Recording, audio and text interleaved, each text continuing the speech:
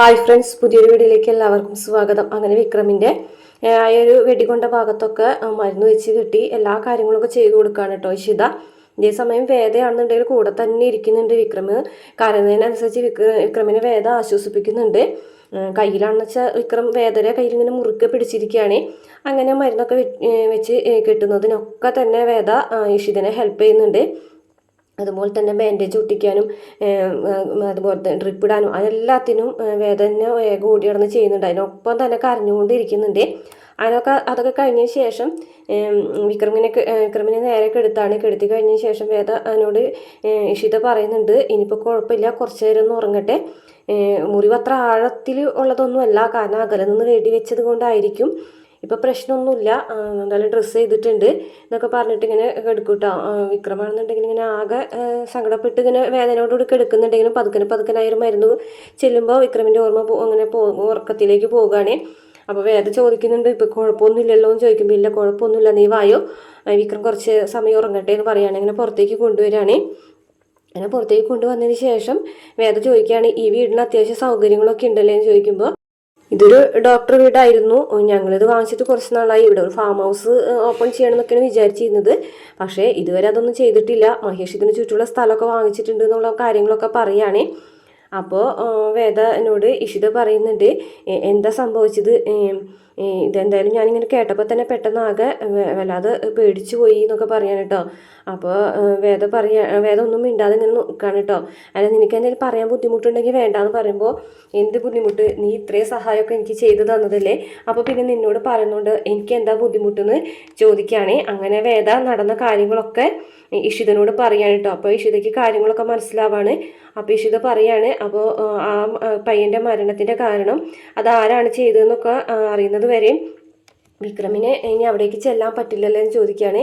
അതേന്ന് പറയും. അങ്ങനെയാണെന്നുണ്ടെങ്കിൽ 2 ദിവസം ഞാൻ എന്തായാലും ഇവിടെ ഉണ്ടാവും, ഈ 2 ദിവസം വിക്രം ഇവിടെ കെടുക്കട്ടെ, അതിനുശേഷം ബാക്കിയുള്ള കാര്യങ്ങൾ നമുക്ക് നോക്കിയാൽ പോരെയും ചോദിക്കുകയാണ് കേട്ടോ. അപ്പോൾ വേദ പറയും, അങ്ങനെയാണെന്നുണ്ടെങ്കിൽ അതൊരു ഉപകാരമായിരിക്കും, എന്തായാലും നീ ഇവിടെ ഉണ്ടായത് നന്നായി, അല്ലെങ്കിൽ ഞാൻ എന്ത് ചെയ്തേനെ എന്നൊക്കെ ഇങ്ങനെ ഇഷിതനോട് വേദ പറയുകയാണ്. അപ്പോൾ ഇഷിത പറയും, 2 ദിവസത്തെ കാര്യം കുഴപ്പമൊന്നുമില്ല, ഞാൻ നോക്കിക്കോളാം, നീ ധൈര്യമായിട്ട് പോയിക്കോളാൻ പറയും. അപ്പോൾ വേദ പറയും, ശരി ഞാനെന്നാൽ പോട്ടെ, കാരണം വീട്ടുകാർ എഴുന്നേൽക്കുന്നതിന് മുമ്പ് തന്നെ എനിക്ക് അവിടേക്ക് എത്തണം, ആരും അറിയാതെ വേണം അങ്ങോട്ട് ചെല്ലാനായിട്ടെന്നൊക്കെ പറയും.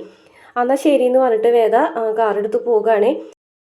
പിന്നെ കാണിക്കുന്നത് ജോസഫ് അനിയൻകുട്ടൻ്റെ രാജേൻ്റെ അടുത്തേക്ക് വരികയാണ്. അവരൊരു കടയിൽ ഇങ്ങനെ ലൈം ജ്യൂസൊക്കെ കുടിച്ചുകൊണ്ടിരിക്കുകയാണ്.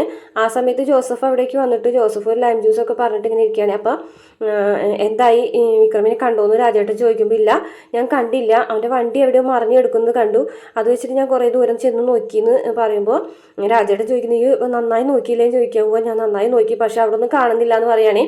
അപ്പോൾ വേദ പറഞ്ഞേൽപ്പിച്ചതുപോലെ തന്നെ പറയുകയാണ് അനിയൻകുട്ടനോടും രാജേട്ടനോടും പോലും വിക്രം എവിടെ ഉണ്ട് എന്നുള്ള കാര്യം, വേദ രക്ഷിച്ചു എന്നുള്ള കാര്യം ഒന്നും പറയരുതെന്ന് പറഞ്ഞിട്ടുണ്ടായിരുന്നു. അത് അതേപോലെ തന്നെ ജോസഫ് ചെയ്യാണ്.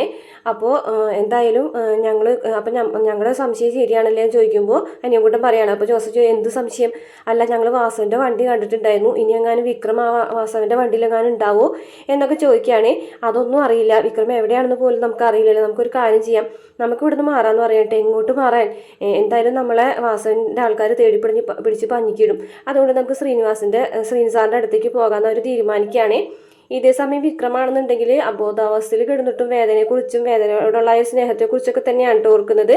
ആ ഒരു പഴയ കാര്യങ്ങൾ വിക്രമിൻ്റെ മനസ്സിലേക്ക് വരികയാണ്. ആ താലി കെട്ടിയതും അച്ഛമ്മരെ വീട്ടിൽ പോയി മാലിട്ടതും പാർട്ടി ഓഫീസിൽ വെച്ച് മാലിട്ടതും ഒക്കെ വിക്രം ഇങ്ങനെ ആലോചിച്ച് ഇങ്ങനെ കണ്ണൊക്കെ ഇങ്ങനെ നിറഞ്ഞൊഴുകുന്നുണ്ട്.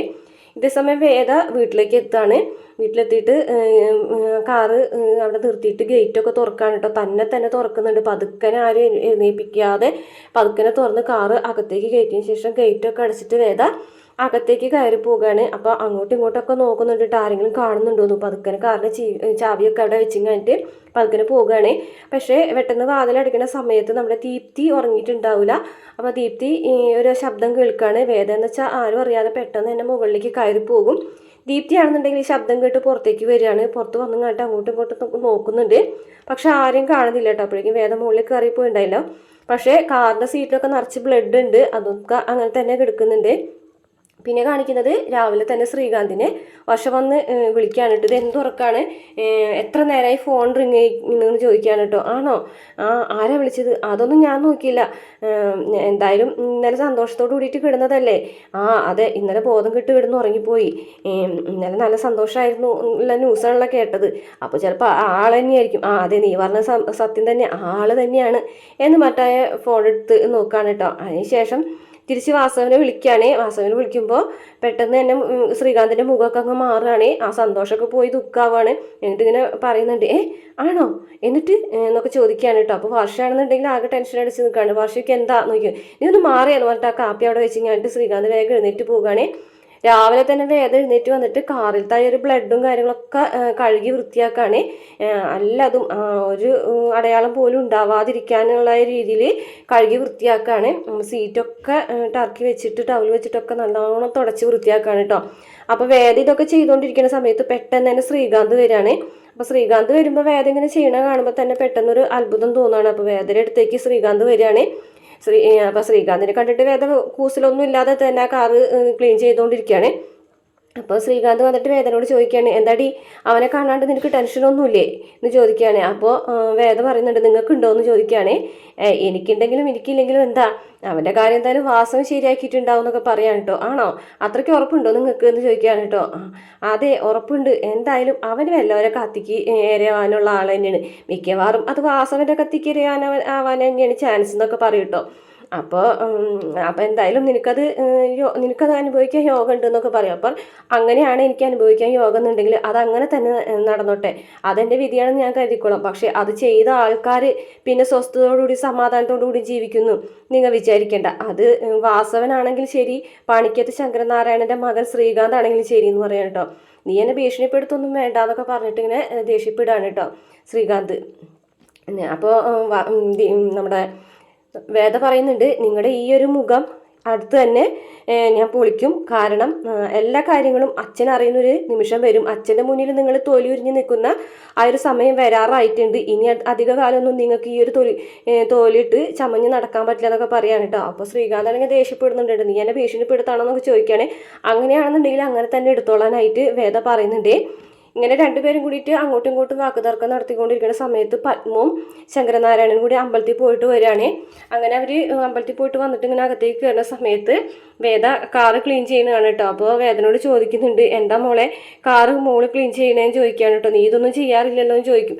അപ്പോൾ അല്ല അമ്മേ, ഇത് കുറേ നാളായാലും ഇങ്ങനെ പൊടി പിടിച്ച് കിടക്കാൻ തുടങ്ങിയിട്ട് ഇനി തുടങ്ങി ഞാൻ ഈ കാറിൽ ഓഫീസിലേക്ക് പോയാലോ എന്ന് ആലോചിക്കുകയാണെന്ന് പറയുമ്പോൾ ശങ്കരനാരായണനൊക്കെ സന്തോഷമാവാണ് കേട്ടോ.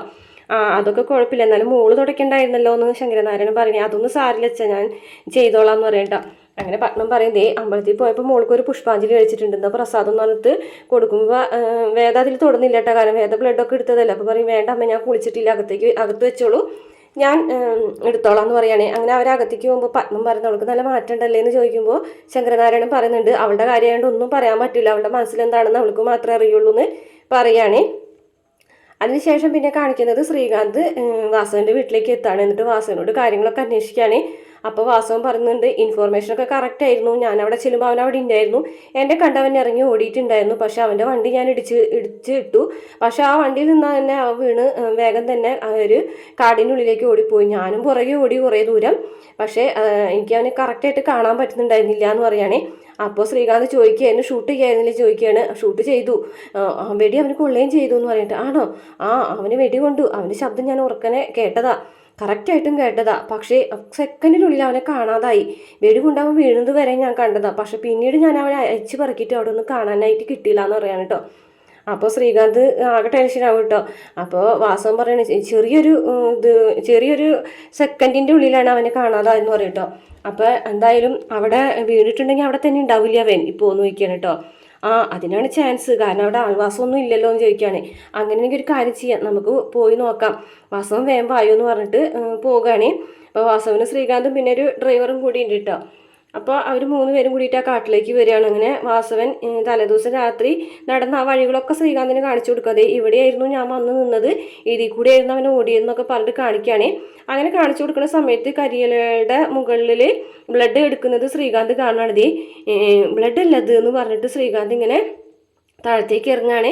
പിന്നെ വാസവനും കൂടെയുള്ള ആളും കൂടെ ഇറങ്ങുകയാണ്. എന്നിട്ട് അവർ നോക്കുമ്പോൾ ബ്ലഡ് കാണുന്നുണ്ട്. ബ്ലഡ് ഇങ്ങനെ ഒറ്റിറ്റിട്ട് വീണ പോലെയും കാണുന്നുണ്ട്. അപ്പോൾ ആ റോഡ് വരെയും ബ്ലഡ് ഉണ്ടെങ്കിൽ ഉറപ്പായിട്ടും ആരോ രക്ഷിച്ചതാണെന്ന് അവർക്ക് മനസ്സിലാവാണ്. അങ്ങനെ ശ്രീകാന്ത് അവിടെ താഴത്തിരുന്ന് നോക്കുകയാണ്. അതുവരെയും ബ്ലഡ് ഉള്ളൂ. അപ്പോൾ എന്തായാലും അവൻ ആരോ രക്ഷിച്ചിട്ടുണ്ടെന്നുള്ള ഉറപ്പാണ്. അപ്പോൾ ശ്രീകാന്തിനാണെന്നുണ്ടെങ്കിൽ ചെറിയൊരു ചിരിയൊക്കെ വരികയാണ് കേട്ടോ. അപ്പോൾ എന്താ ശ്രീകാന്ത് ചിരിക്കുന്നതെന്ന് ചോദിക്കുമ്പോൾ കള്ളം കപ്പലിൽ തന്നെയാണോ എന്ന് എനിക്കൊരു ചെറിയ സംശയം എന്ന് പറയാണ് കേട്ടോ. കാരണം നമ്മുടെ വേദയാണത് ചെയ്തതെന്നുള്ളൊരു സംശയം ശ്രീകാന്തിൻ്റെ മനസ്സിൽ അപ്പോഴും വരികയാണ് കേട്ടോ.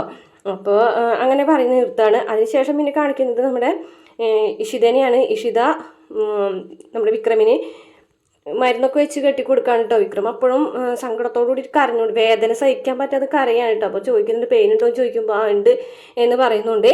അങ്ങനെ ഇഷിത മരുന്നൊക്കെ വെച്ച് കൊടുക്കണതിൻ്റെ ആ ഒരു സമയത്ത് വേദ വീണ്ടും വരികയാണ് കേട്ടോ വിക്രമിൻ്റെ അടുത്തേക്ക്, വിക്രമിനെ കാണാനായിട്ട്. പതുക്കനെ ഡോറ് തുറന്ന് അകത്തേക്ക് കയറുന്നതായിട്ട് കാണിക്കുന്നുണ്ട്. അങ്ങനെ ഇത്രയാണ് എപ്പിസോഡിൽ ഇന്നത്തെ ഉള്ളത്. അതുപോലെ തന്നെ പ്രമോല് കാണിക്കുന്നത് വേദയും വിക്രമും കൂടിയിട്ട് സംസാരിക്കുന്നതാണ്. ദീപ്തി എന്നോട് പറഞ്ഞ് മനസ്സിലാക്കണം ഞാനല്ല അത് ചെയ്തതെന്ന്. ആ കുട്ടി വിചാരിക്കുന്നുണ്ടാവും ഞാനാണ് ഇപ്പോൾ അത് ചെയ്തതെന്നൊക്കെ പറയുമ്പോൾ വേദ പറഞ്ഞതൊക്കെ നമുക്ക് പറഞ്ഞ് മനസ്സിലാക്കാം, അതിനെക്കുറിച്ചൊന്നും ആലോചിക്കേണ്ടെന്നൊക്കെ പറയാം കേട്ടോ. വരുൺ മരിക്കുന്ന ദിവസം എനിക്ക് ഒരു മെസ്സേജൊക്കെ അയച്ചിട്ടുണ്ടായിരുന്നു, കഴിഞ്ഞു പോയില്ല എന്നുള്ള രീതിയിലൊക്കെയുള്ള മെസ്സേജ് അയച്ചിട്ടുണ്ടായിരുന്നു. അങ്ങനെ പിന്നെ വിക്രം ആലോചിക്കുന്നത് വരുണും വിക്രമും കൂടിയിട്ട് ഒരു കൂടിക്കാഴ്ച നടത്തിയതും രണ്ടുപേരും പരസ്പരം കെട്ടിപ്പിടിക്കുന്നതും ഒക്കെ ആയിട്ടുള്ള ഭാഗങ്ങളാണ് കേട്ടോ കാണിക്കുന്നത്. അതും പറഞ്ഞുകൊണ്ട് വിക്രം കരയുമ്പോൾ വേദ ആശ്വസിപ്പിക്കുന്നുണ്ട്. ഇത്രയാണ് പ്രൊമോ കാണിച്ചിട്ടുള്ളത്. അപ്പോൾ വീഡിയോ ഇഷ്ടപ്പെടുകയാണെങ്കിൽ മറക്കാതെ നമ്മുടെ ചാനൽ ഒന്ന് സബ്സ്ക്രൈബ് ചെയ്ത് സപ്പോർട്ട് ചെയ്യണേ.